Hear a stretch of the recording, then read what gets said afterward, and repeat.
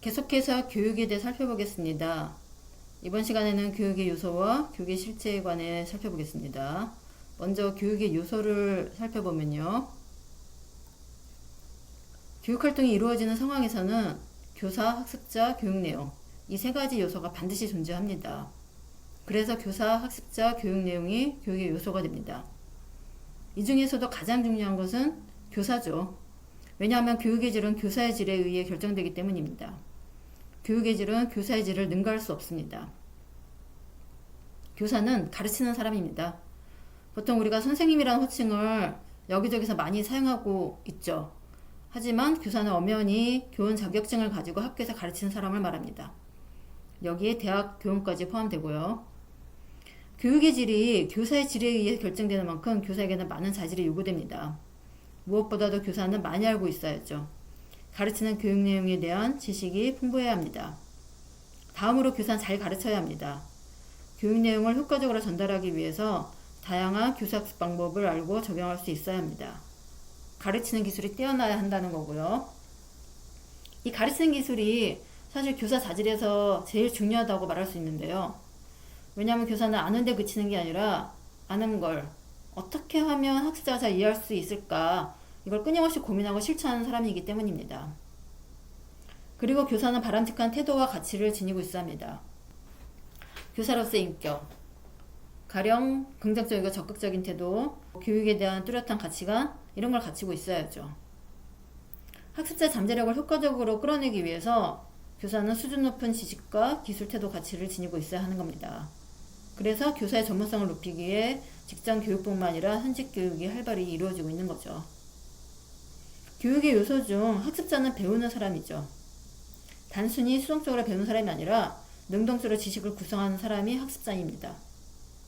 교사가 말하는 걸 듣고 나름대로 이해하고 그 다음에 이제 자신만의 또 지식을 구성하는 게 학습자입니다.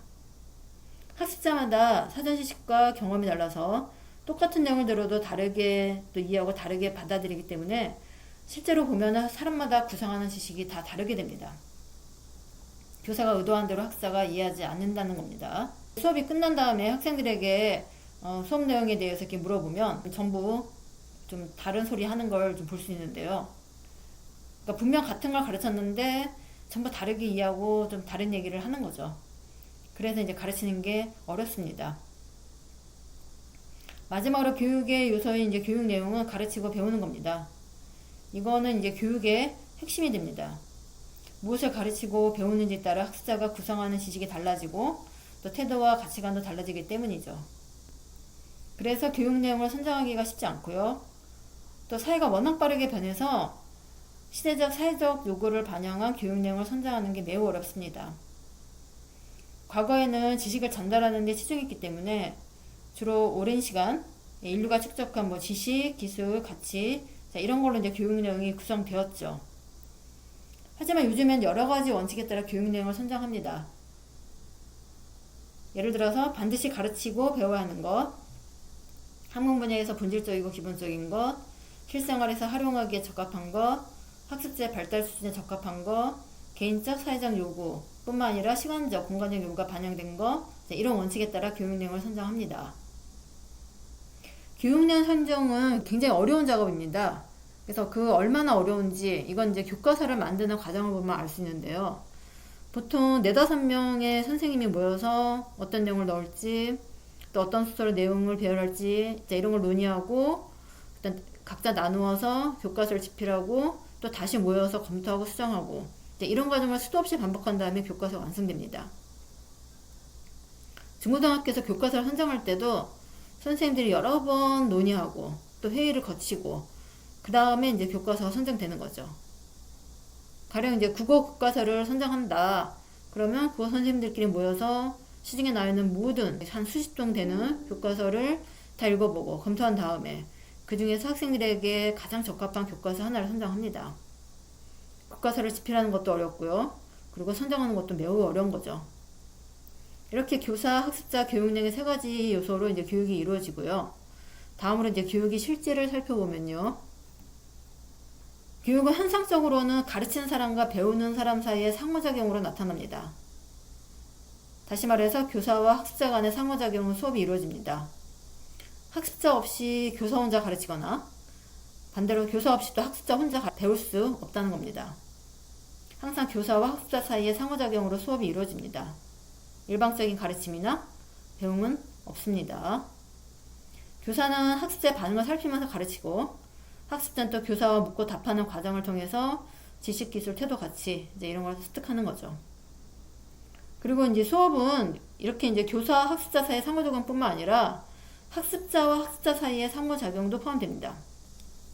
그러니까 학습자마다 생각과 능력이 달라서 서로 다른 생각을 접하고 또 교환하면서 다양한 능력을 기를 수 있는 거죠. 그래서 이제 교사와 학습자뿐만 아니라 학습자 간의 상호작용이 활발히 이루어지는 수업이 좋은 수업입니다.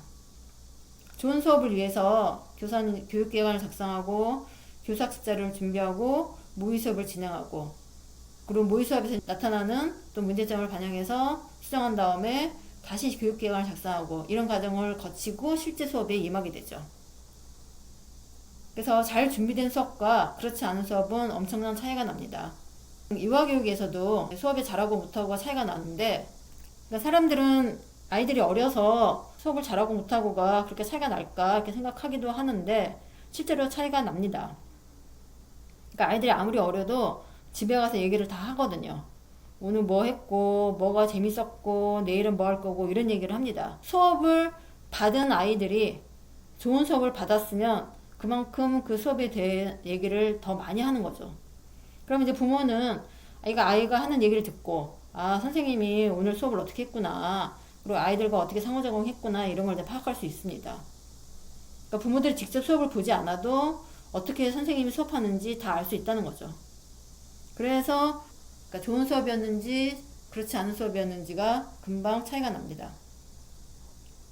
그래서 좋은 수업을 전개하는 게 아주 중요하고요. 좋은 수업을 전개하기 위해서 교사는 이제 끊임없이 자신의 역량을 길러야 하고 또 전문성을 높이기 위해서 부단히 노력을 해야겠죠. 교사의 권위는 지적 권위입니다. 교사가 전문적 지식과 기술, 태도를 지니고 열정적으로 가르칠 때 학습자는 교사의 이제 지적 권위를 느끼고 인정하고 또 교사의 말을 신뢰하게 되는 거죠. 그러면서 학습 동기가 유발되고 다양한 활동에 참여하면서 자신의 잠재력을 개발하게 되는 겁니다. 교사의 지적 권위가 학습자에게 이제 긍정적 영향을 미치게 되는 거죠. 그래서 교사의 전문성이 매우 중요합니다.